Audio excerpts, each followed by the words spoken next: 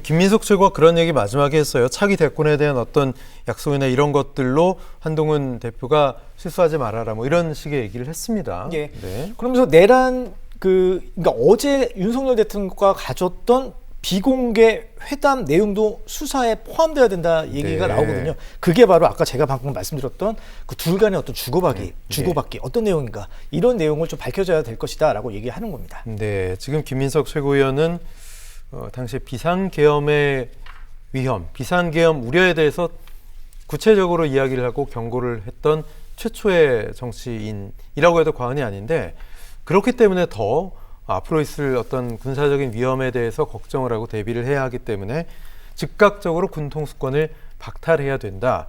여기에 굉장히 처음에 힘을 실어서 이야기를 했는데 김대기 기자, 아직도 김민석 최고위원 그리고 민주당 쪽에서는 제2의 계엄 그리고 군부의 어떤 동요에 대해서 좀 많은 우려를 하고 있는 것으로 보이네요. 네, 맞습니다. 여기 안에 저 워딩을 정리하다 보니까 네. 뭐 군 통수권이라든가 비상계엄 얘기가 제 눈에 보이는 것만 해도 한 8번 정도가 그러니까요. 나왔는데 예. 그 정도로 굉장히 비상계엄 사태에 대해서 문제 제기를 지금 강하게 하고 있는 것으로 보이고요. 그다음에 아까 사전협의 최진만 기자가 많이 얘기를 했는데 이제 한동훈 대표하고 지금 오늘 하루에만 있었던 일에 요약을 하면 한동훈 대표랑 윤석열 대통령이 뭐 사전에 어떤 뭐 협의라는 얘기를 아직 붙이기는 섣부르지만 어떤 얘기가 있었는지가 굉장히 중요할 것 같아요. 김민석 의원이 마지막에 얘기했던 게 이제 그 내용이 굉장히 많이 실려 있는데요. 그러니까 한동훈의 권한이 없다라고 아예 그 화두를 던지고 나서 나눠서 얘기한 것 중에 당 장악이 안 된다. 그다음에 당 주도도 못했다. 실권은 추경호 원내대표한테 있다고요? 맞습니다. 네. 추경호 대표는 뭐 재추대가 될 정도로 힘이 있는데 당신은 실질적인 권한도 없다라고 원외 당 대표일 뿐이라면서 아주 굉장히 임기가 폄하를. 정해진. 네, 맞습니다. 그러니까 개인적인 입장에서는 이거는 좀 어쨌든 민주당의 그 집중 포화 대상이라는 점이 좀 드러난 것 같고요.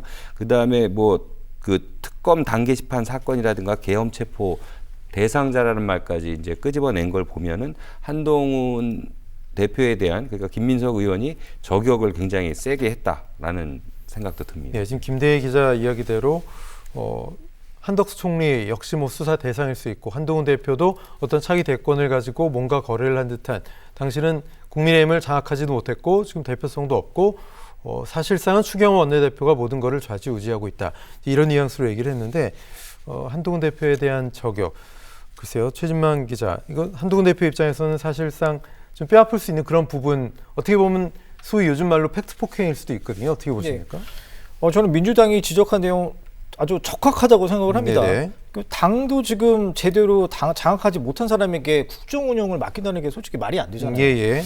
그리고 이 지금 한동훈 대표뿐만 아니라 아까 그 김용현 전 장관 그 자진검 그 검찰 출석을 해서 지금 그 체포가 되지 않았습니까? 저는 이 수사가 검찰의 수사가 이 과연 윤석열 대통령을 겨냥할 수 있을 것인가? 그러니까 대통령은 지금 현직에 있으면은 그 내란 외환죄를 제외하고는 그 구속은 안 되지만 수사는 할 수가 있거든요. 네. 그러니까 기소는 안 되지만 수사는 할 수가 있습니다.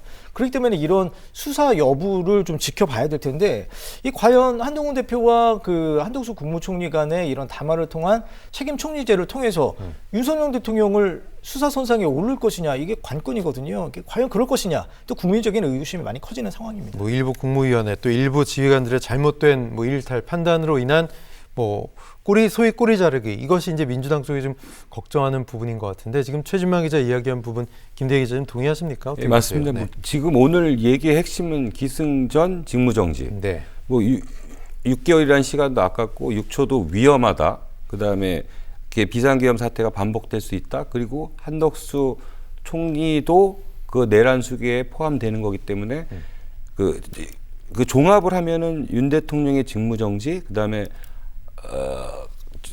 그 넘어가서는 그 한덕수 총리의 직무정지까지도 포함되지 않았나 이런 생각도 듭니다. 네, 지금 일단 네. 그러니까 한동훈 대표와 한덕수 국무총리가 좀 대단히 비겁한 게 그 대국민 담화를 했고 앞에 기자들이 있었지 않습니까? 그럼 기자들의 질의응답을 받고 나갔어야죠. 근데 그게 아니라 자기네들 할 말만 하고 나간다는 거. 지금 자기네들의 논리가 그렇게 충분하지 않다는 그런 방증 아니겠습니까? 그래서 구체적인 방안은 조속히 말씀드린다고 했는데 그것 또한 좀 안개 속이거든요. 그냥 어떤 선언적인 얘기가 지금 뭐가 필요하겠습니까? 저는 어제 대통령 그 탄핵안이 아예 그 개표도 안 된 상황에서 가장 중요했던 거는 국민의힘의 메시지였다고 보거든요. 그때 국민을 얼마나 다독일 수 있는 메시지가 나올 것인가 예상을 했었는데 그게 아니라 똑같이 조만간 준비하겠다. 앞으로 더 잘 될 것이다. 이런 선언적인 얘기에만 그쳤고 오늘도 마찬가지라고 생각합니다. 이게 지금 저는 되게 당황스럽고 답답한 게 윤석열 네. 대통령, 한동훈 대표 다들 법률가 출신 아니겠습니까? 그렇죠. 근데 이렇게 법을 어기는 반헌법적인 그런 차원의 대안을 내놨다는 거 얼마나 많은 국민들이 공감을 할지 좀 의구심이 듭니다. 그 이야기는 지금 한동훈 대표 워딩 중에서 당내 논의를 거쳐 구체적인 방안을 조속히 말씀드릴 거다. 당내에서 논의를 해서 구체적인 방안을 말씀드린다. 국민들에게 통보하고 야당에 통보하면 이 상황이 수습이 되는 건지 이게 좀 궁금합니다. 예, 맞습니다. 지금 가장 중요한 거는 오늘도 2024년이라는 이 시간에 저희가 계엄이라든가 또 국군 통수권이라든가 아니면 뭐 국지전 얘기까지 아까 오물풍선 얘기라든가 네. 남북 교전 상태를 얘기를 했는데 그 얘기 자체로 두면 뭐 저를 포함해서 군대에 자식이 가 있는 사람들 입장에서는 너무 무슨 이건 아버지 세대 때도 고민 안 했던 거를 지금 이 시간에 이렇게 고민을 해야 될까라는 건 국민적 실망감이 오늘 이후에 전 더 커질 거라고 생각이 듭니다. 네, 마지막으로 짧게 좀 얘기 들어보죠. 최진명 기자, 앞으로 전국이 좀 더 소용돌이로 경랑에 휘말릴 것 같습니다. 네. 또 시끄러운 일주일이 다가올 것 같은데요. 어떻게 보십니까? 일단은 지금 민주당이나 야6당이 이번 주 토요일 날에 대통령 탄핵 표결을 지금 예고하고 있기 때문에 지금 그거는 지금 뭐 정해진 사실인 것 같고요. 그리고 이 국무총리 한덕수 국무총리를 중심으로 한 그 책임 총리제를 계속 국민의힘이 밀고 있는데 여기와 관련해서 법적인 어떤 논의들 이것이 과연 가능하냐 불가능하냐라는 어떤 여러 논의들이 많이 있을 것으로 예상이 됩니다. 네, 김대기 기자, 국민들의 혼란을 잠재우고 분노를 좀 잠재우기 좀 부족해 보이죠? 네, 맞습니다. 당리당략을 일단 떠나고 이거는 무슨 뭐 이 사람들의 표심이라든가 자기의 사상하고는 별개로 일단은 국민 혼란이 있었다는 부분하고 아까 방금 말씀드린 것처럼 그 고민할 필요가 없는 부분에 대해서 국민들이 분노를 하고 70% 이상의 국민들이 동의한 상태에서 여의도에 100만 명 이상 주민들이 집회에 나갔다는 거 그게 전 핵심이지 않나 생각합니다. 알겠습니다. 이상으로 OBS 뉴스 특보를 마칩니다. 시청해주신 여러분 고맙습니다.